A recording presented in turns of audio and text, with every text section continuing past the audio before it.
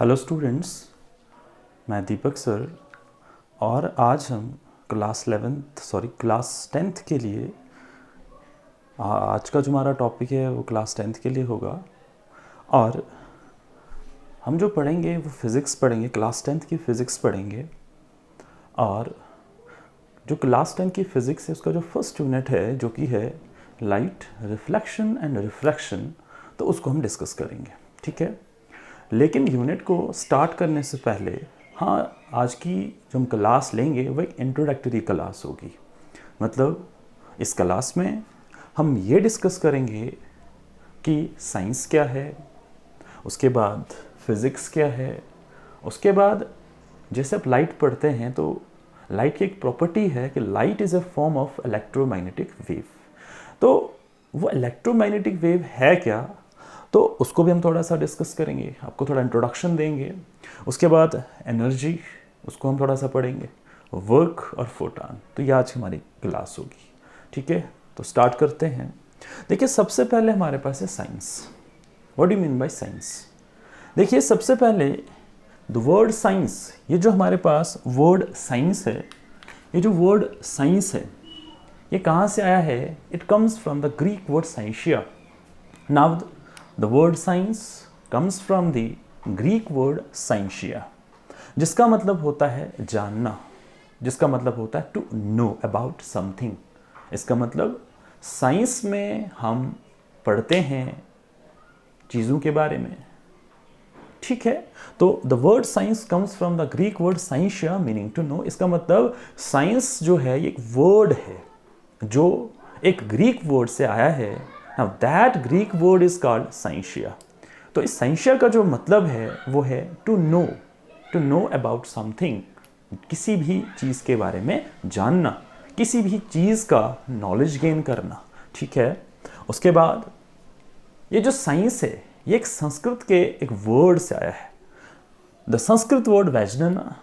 और साथ में ये जो साइंस है एक संस्कृत वर्ड से आया हुआ है वैजनना, और एक अरबिक वर्ड से आया, अरबिक वर्ड से इल्म से। वैजनन और इल्म, इन दोनों का मतलब है नॉलेज।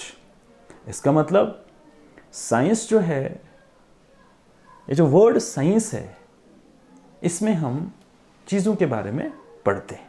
और ये जो वर्ड साइंस है ये कहाँ से आया है? ग्रीक वर्ड से, साइंशिया से, और एक संस्कृत वर्ड वैजनन से, और एक अरबिक वर्ड इल्म से, ठीक है। उसके बाद हमारे पास है फिजिक्स। देखिए, जो साइंस है उसकी बहुत सारी ब्रांचेस हैं। तो साइंस की एक ब्रांच है, now that is called physics. आप फिजिक्स कहें या फिजिकल साइंसेस कहें, एक ही बात है। तो साइंस की आज हम एक ब्रांच पढ़ेंगे, now that is called physics. What do you mean by physics? देखिए, द वर्ड फिजिक्स, ये जो वर्ड फिजिक्स है ये कहाँ से आया है? एक ग्रीक वर्ड से आया है, फ्यूजस से। इसका मतलब the word physics comes from the Greek word fusus, और जिसका मतलब होता है नेचर। इसका मतलब ये जो वर्ड फिजिक्स है ये ग्रीक वर्ड से आया है, एक एंशिएंट वर्ड से आया है। नाउ दैट इज कॉल्ड फ्यूजस, और फ्यूजस का मतलब होता है नेचर, ठीक है।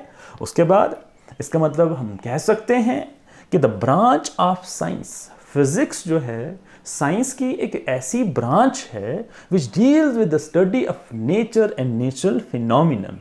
इसका मतलब फिजिक्स जो है साइंस की एक ऐसी ब्रांच होती है जिसमें हम नेचर और नेचुरल फिनोमिनन के बारे में स्टडी करते हैं, पढ़ते हैं। जैसे हमारे पास एस्ट्रोनॉमिकल बॉडीज, जैसे हमारे पास टेरेस्ट्रियल बॉडीज, जैसे हमारे पास stars, planets, galaxies, meteoroids etcetera. तो इन चीज़ों के बारे में हम फिजिक्स में पढ़ते हैं, ठीक है। उसके बाद branches of physics are, physics की भी बहुत सारी ब्रांचेस हैं, फिजिक्स की भी बहुत सारी ब्रांचेस हैं। फॉर एग्जाम्पल हमने कुछ ले रखी हैं, जैसे हीट, लाइट, जैसे आपका फर्स्ट यूनिट है light, sound, electricity, magnetism, mechanics and optics. These are some branches of physics। उसके बाद the knowledge of physics before 1900। अब फिजिक्स के अंदर फिजिक्स दो प्रकार की होती है, दो टाइप्स की होती है। एक होती है क्लासिकल फिजिक्स, एक होती है मॉडर्न फिजिक्स, ठीक है। तो सबसे पहले the knowledge of physics before 1900, जो फिजिक्स हम पढ़ते थे जो जानकारी हम फिजिक्स के रखते थे, जो भी नॉलेज हम बिफोर 1900 मतलब 1900 से पहले जो फिजिक्स हम पढ़ते थे, now that physics is called classical physics. जैसे आपने क्लासिकल म्यूजिक पढ़ा होगा, जैसे आपको पता है क्लासिकल म्यूजिक है, मॉडर्न एक्स्ट्रा, ठीक है। तो the knowledge of physics before 1900 is called classical physics.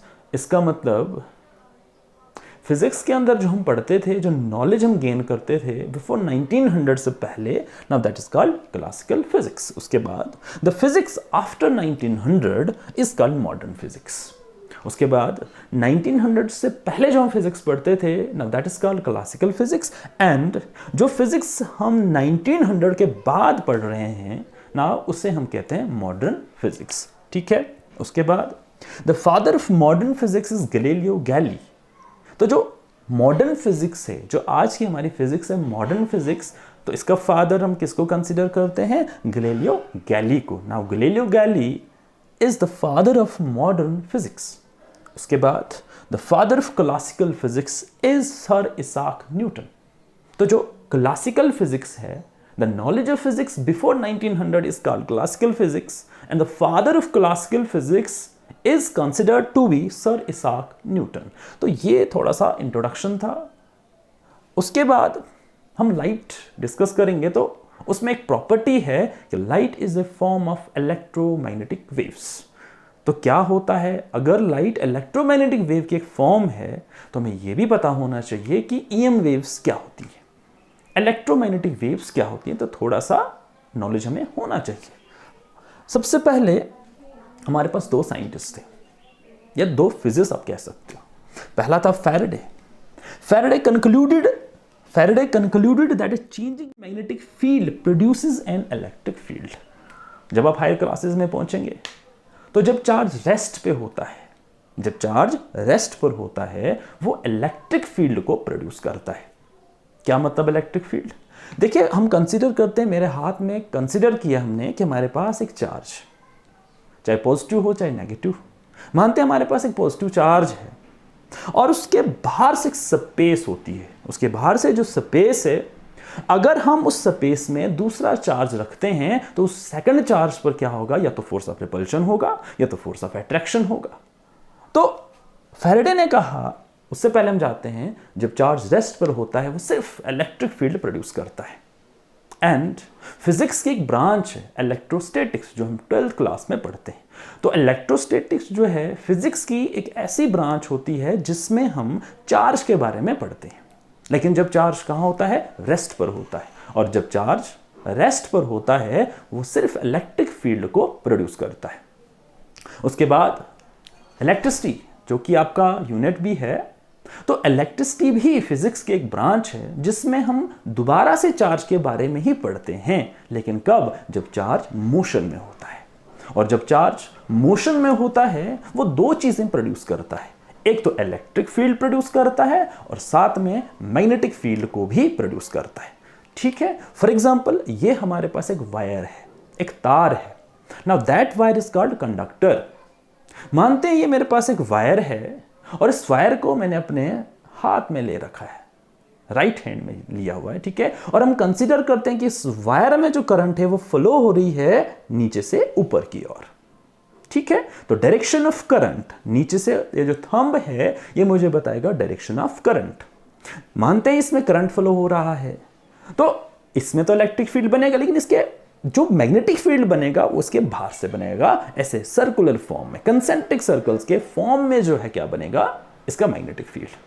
और ये थंब जो है ये डायरेक्शन ऑफ करंट बताएगा, मतलब करंट अभी नीचे से ऊपर जा रहा है। और ये जो मेरी उंगलियां हैं, ये जो कर्ल्स बिल्कुल इसके राउंड में हैं, तो ये उंगलियां जो हैं ये मुझे बताएगा डायरेक्शन ऑफ मैग्नेटिक फील्ड। और मेरा हाथ यहां से शुरू हो रहा है, तो अभी जो इस मैग्नेटिक फील्ड की डायरेक्शन होगी वो एंटी क्लॉकवाइज होगी, क्योंकि ये जो है ये एक एंटी क्लॉकवाइज है। अब सपोज करते हैं कि करंट जो है ऐसे कर देंगे। अब हम, ये जो थंब है मुझे बता रहा है डायरेक्शन ऑफ करंट, इसका मतलब करंट अब ऊपर से नीचे की ओर जा रही है, ठीक है। तो इसके बाहर से जो मैग्नेटिक फील्ड बनेगा दोबारा से सर्कुलर बनेगा, तो अब उस मैग्नेटिक फील्ड की जो डायरेक्शन होगी वो क्लॉकवाइज होगी, ठीक है। अब यहां पे फैराडे ने यह बताया कि जब मैग्नेटिक फील्ड चेंज होता है, चेंजिंग मैग्नेटिक फील्ड, जब मैग्नेटिक फील्ड चेंज होता है वो क्या प्रोड्यूस करता है, वो इलेक्ट्रिक फील्ड को प्रोड्यूस करता है। ठीक है, यहां तक ठीक है। भाई फेराडे ने कहा कि अगर मैग्नेटिक फील्ड चेंज होगा तो वो इलेक्ट्रिक फील्ड को प्रोड्यूस करेगा, ओके। लेकिन उसके बाद Maxwell, another physicist, another scientist, Maxwell pointed out that there is great symmetry in nature. तो मैक्सवेल ने कहा ओके, फैराडे ने कहा, आपने कहा कि जब मैग्नेटिक फील्ड चेंज होगा या होता है वो इलेक्ट्रिक फील्ड को प्रोड्यूस करता, ओके। लेकिन उसने कहा कि इस नेचर में बहुत ज्यादा सिमेट्री है। कहता है a changing electric field should also produce magnetic field. अब यहां पे जब मैग्नेटिक फील्ड चेंज होगा तो वो प्रोड्यूस करेगा electric field according to the statement of Faraday. But according to the statement of Maxwell उसने कहा कि इलेक्ट्रिक फील्ड, जो चेंजिंग इलेक्ट्रिक फील्ड होगा वो भी प्रोड्यूस करेगा मैग्नेटिक फील्ड को। मतलब फैराडे ने कहा कि जब मैग्नेटिक फील्ड चेंज होगा तो वो इलेक्ट्रिक फील्ड को प्रोड्यूस करेगा। मैक्सवेल ने कहा कि जब इलेक्ट्रिक फील्ड चेंज होगा वो भी मैग्नेटिक फील्ड को प्रोड्यूस करेगा। ठीक है, उसके बाद कहता है changing electric field should also produce magnetic field. ठीक है, उसके बाद मैक्सवेल ने दोबारा कहा, again Maxwell concluded that change in electric field vector and magnetic field vector perpendicular to each other should produce electromagnetic disturbance. ठीक है, तो यहां पे मेरे पास एक फिगर है, एक डायग्राम है, तो देखते हैं। देखिए ये एक्स एक्सिस है, ये वाई एक्सिस है और ये नीचे की तरफ जेड एक्सिस है। तो यहां पर फैराडे ने कहा कि जब ये जो वेव आप ब्लैक कलर में देख रहे हैं now that is called electric field wave, और ये जो रेड कलर में आप वेव देख रहे हैं now that is called magnetic field. ठीक है, तो फैराडे ने कहा कि जब मैग्नेटिक फील्ड चेंज होगा वो क्या प्रोड्यूस करेगा, वो इलेक्ट्रिक फील्ड प्रोड्यूस करेगा। मैक्सवेल ने कहा कि जब इलेक्ट्रिक फील्ड चेंज होगा तो वो किसको प्रोड्यूस करेगा, मैग्नेटिक फील्ड को। ठीक है, अब देखिए इस एक्स एक्सिस के ऊपर हम एक परपेंडिकुलर ड्रा करेंगे कि ये ब्लैक कलर में आप जो देख रहे हैं परपेंडिकुलर है किसके ऊपर, इलेक्ट्रिक फील्ड वेव पे, और ये रेड कलर में दोबारा परपेंडिकुलर हमने ड्रा किया किसके ऊपर, मैग्नेटिक फील्ड के ऊपर। फिर कहता है कि Maxwell concluded that change in electric field vector and magnetic field vector perpendicular to each other, कहता है यहां पर जो वेरिएशन होगा इलेक्ट्रिक फील्ड और मैग्नेटिक फील्ड के बीच में, और ये दोनों एक दूसरे के ऊपर क्या है, परपेंडिकुलर हैं, तो उसके बाद वो क्या करेंगे, वो एक इलेक्ट्रोमैग्नेटिक डिस्टर्बेंस को प्रोड्यूस करेंगे। कहां, स्पेस में। Each other should produce electromagnetic disturbance in space. तो यहां पर जो जब इलेक्ट्रिक फील्ड और मैग्नेटिक फील्ड इनमें वेरिएशन होगा तो इलेक्ट्रिक फील्ड वेक्टर का जो परपेंडिकुलर होगा और मैग्नेटिक फील्ड वेव का जो परपेंडिकुलर होगा एक दूसरे के ऊपर परपेंडिकुलर हैं, और यहां पे क्या प्रोड्यूस करेंगे, एक इलेक्ट्रोमैग्नेटिक डिस्टर्बेंस को प्रोड्यूस करेंगे। ठीक है, और ये जो यहां पर जो इलेक्ट्रोमैग्नेटिक डिस्टर्बेंस प्रोड्यूस होगा स्पेस में, उस इलेक्ट्रोमैग्नेटिक डिस्टर्बेंस का जो वेव नेचर है, जो नेचर है उसका वो वेव है। तो उस इलेक्ट्रोमैग्नेटिक डिस्टर्बेंस का जो नेचर होगा वो कैसा होगा, वो वेव नेचर होगा। ठीक है, तो these electromagnetic disturbances have properties of waves. मतलब यहां पर जो इलेक्ट्रोमैग्नेटिक डिस्टर्बेंस प्रोड्यूस होगा उसका कौन सा प्रॉपर्टी होगा, वेव नेचर होगा, प्रॉपर्टीज ऑफ वेव्स। ठीक है, and hence these disturbances are called electromagnetic disturbances. तो इस डिस्टर्बेंसेस को हम कहते हैं इलेक्ट्रोमैग्नेटिक डिस्टर्बेंसेस। आप यहां पे देखेंगे जो इलेक्ट्रिक फील्ड होगा वो वाइब्रेट करेगा अलोंग वाई एक्सिस ऊपर की तरफ, और जो मैग्नेटिक फील्ड होगा वो वेरी करेगा, वाइब्रेट करेगा अलोंग जेड एक्सिस की ओर, और जो हमारा रिक्वायर्ड इलेक्ट्रोमैग्नेटिक वेव होगा वो किस डायरेक्शन में प्रोपोगेट करेगा, प्रोपोगेट का मतलब ट्रेवल करेगा, वो ट्रेवल करेगा अलोंग एक्स एक्सिस। ठीक है, उसके बाद 1885 में एक फिजिस्ट थे जिनका नाम था हर्ट्ज। उन्होंने एक्सपेरिमेंटली हमें यह बताया कि भाई इलेक्ट्रोमैग्नेटिक वेव्स जो हैं वो सच में होती हैं, एग्जिस्ट करती हैं। तो इन 1885 hertz confirm experimentally the existence of electromagnetic waves.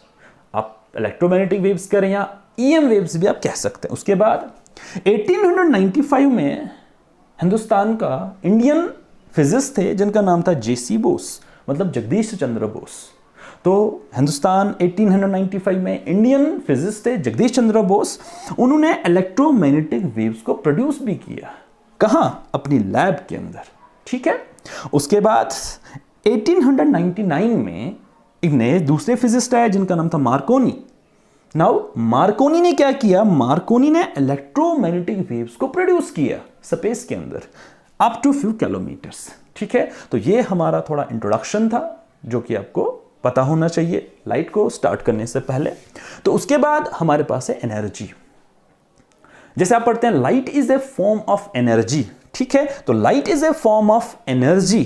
तो सबसे पहले हमें यह पता होना चाहिए कि एनर्जी है क्या।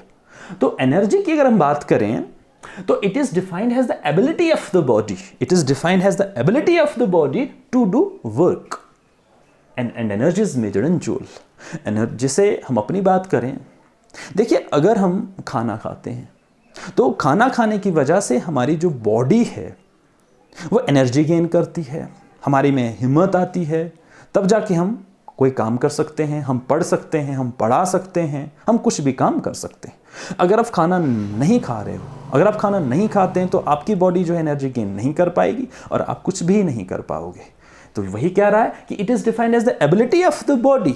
एनर्जी का मतलब होता है हमारी जो बॉडी है उसमें कितनी क्षमता है, कितनी एबिलिटी है किसी भी काम को करने के लिए। एंड हमेशा आप याद रखेंगे कि एनर्जी को हमेशा जूल में ही मेजर किया जाता है। और इसके अंदर आ रहा है वर्क, तो वर्क भी हमें पता होना चाहिए क्या होता है। तो वर्क का मतलब है work is said to be done. हम कहेंगे कि भाई वर्क हमने किया या वर्क हुआ, कब, according to the definition of physics. ठीक है, when a force is applied on a body, for example अगर हमारे पास एक बॉडी है, हमारे पास एक बॉडी है और इसका मास है m। ठीक है, mass of a body is defined as the quantity of matter or material contained inside the body and mass is measured in kilogram। तो सपोज करते हैं हमारे पास एक बॉडी है जिसका मास है m और इस बॉडी के ऊपर हमने फोर्स लगाया, फोर्स को हम मेजर करते हैं न्यूटन में। ठीक है, तो मानते हैं हमारे पास एक बॉडी है और इस बॉडी के ऊपर हमने F फोर्स लगाया, मतलब फोर्स लगाया। फोर्स लगाने के बाद ये बॉडी पहले यहां थी, ये यहां से यहां पहुंच गई। ठीक है, तो हमारे पास एक बॉडी है जिसका मास m था, इसके ऊपर हमने फोर्स लगाया। फोर्स लगाने के बाद ये बॉडी जो है यहां से यहां पहुंच गई। तो जब ये बॉडी यहां से यहां पहुंचेगी तो कुछ तो डिस्प्लेसमेंट कवर होगा, कुछ तो डिस्प्लेसमेंट ये कवर करेगा। तो कितना डिस्प्लेसमेंट कवर किया, s। डिस्प्लेसमेंट का मतलब होता है द शॉर्ट, जैसे मेरे पास यहाँ एक ऑब्जेक्ट है O, ओरिजिन O पर, तो वो यहां से यहां चला गया। ठीक है, यहां पहले A पर था, अब चला गया B पर। ठीक है, तो ये इसकी इनिशियल पोजीशन और ये इसकी फाइनल पोजीशन। तो डिस्प्लेसमेंट क्या होगा, the shortest distance between initial point and final point is called displacement, और the straight line distance between initial and final position is called displacement. Displacement और डिस्टेंस में काफी डिफरेंस होता है। डिस्टेंस का मतलब होता है the actual path covered by an object during motion is called distance. Distance बड़ा होता है और डिस्प्लेसमेंट छोटा होता है। तो हमारे पास एक बॉडी है, इस बॉडी के ऊपर हमने फोर्स F लगाया। F फोर्स लगाने के बाद बॉडी डिस्प्लेस हो गया, यहां पहुंच गया, और कितना डिस्प्लेसमेंट हुआ, S। मानते हैं यहां से यहां पहुंचा तो 2 मीटर का डिस्टेंस कवर किया होगा। इसका मतलब फिर क्या है, फोर्स, सॉरी वर्क। वर्क का मतलब होता है हमारे पास एक बॉडी है, हमने उस बॉडी के ऊपर फोर्स लगाया, जितना भी फोर्स आपने लगाया, फोर्स लगाने के बाद वो बॉडी कितना डिस्प्लेसमेंट हुई, कितना डिस्टेंस कवर किया। तो फोर्स को हम डिनोट करेंगे F से और डिस्टेंस को S से। फॉर एग्जांपल मेरे पास वर्क, मानते मेरे पास एक बॉडी है, इस बॉडी के ऊपर मैंने 2 न्यूटन का फोर्स लगाया। ठीक है, यहां पर मैंने 2 न्यूटन का फोर्स लगाया और 2 न्यूटन का फोर्स लगाने के बाद बॉडी कितना डिस्प्लेस हुई, मानते हैं 3 मीटर डिस्प्लेस हुई। तो कितना वर्क डन हो गया, W = 3 × 2 6 न्यूटन मीटर। तो ये हमारा वर्क निकला। इसका मतलब हमारे पास एक बॉडी था जिसका मास था m, इस बॉडी के ऊपर हमने 2 न्यूटन का फोर्स लगाया। 2 न्यूटन का फोर्स लगाने के बाद बॉडी कितना डिस्प्लेस हुई, 3 मीटर। ठीक है, या तो ये हमारा according to the definition of physics now that is called work. अब फॉर एग्जांपल एक कोई ऑब्जेक्ट है, कोई इंसान है, वो अपने सर पे कुछ भी बैग कैरी कर रहा है और हम उसको कहते हैं भाई अब 10 किलोमीटर का डिस्टेंस कवर करें। तो उसके सर पे एक बैग है, तो 10 किलोमीटर का जब वो डिस्टेंस कवर करेगा, बताओ भाई उसने कोई वर्क किया? नहीं, क्योंकि उसके ऊपर जो बैग है ना ही उसके ऊपर कोई फोर्स लगा, ना ही फोर्स लगने के बाद कोई डिस्प्लेसमेंट हुआ, तो उस केस में work is said to be 0। ठीक है, आई होप आपको समझ आया हो।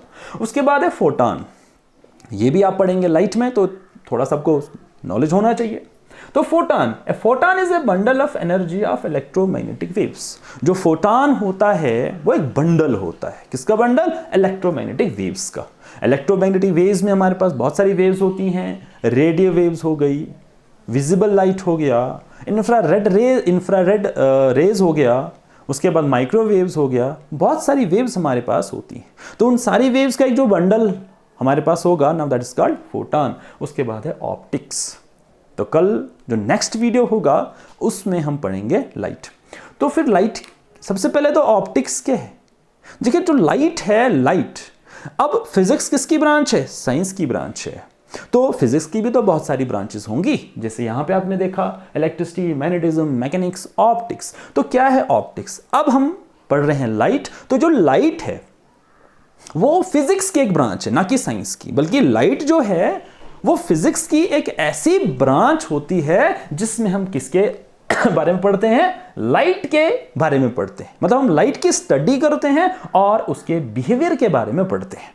Now that is called optics. इसका मतलब ऑप्टिक्स जो है फिजिक्स की एक ऐसी ब्रांच होती है जिसमें हम लाइट के बारे में पढ़ते हैं और उसके बिहेवियर के बारे में पढ़ते हैं। Now that is called optics. ठीक है, थैंक यू।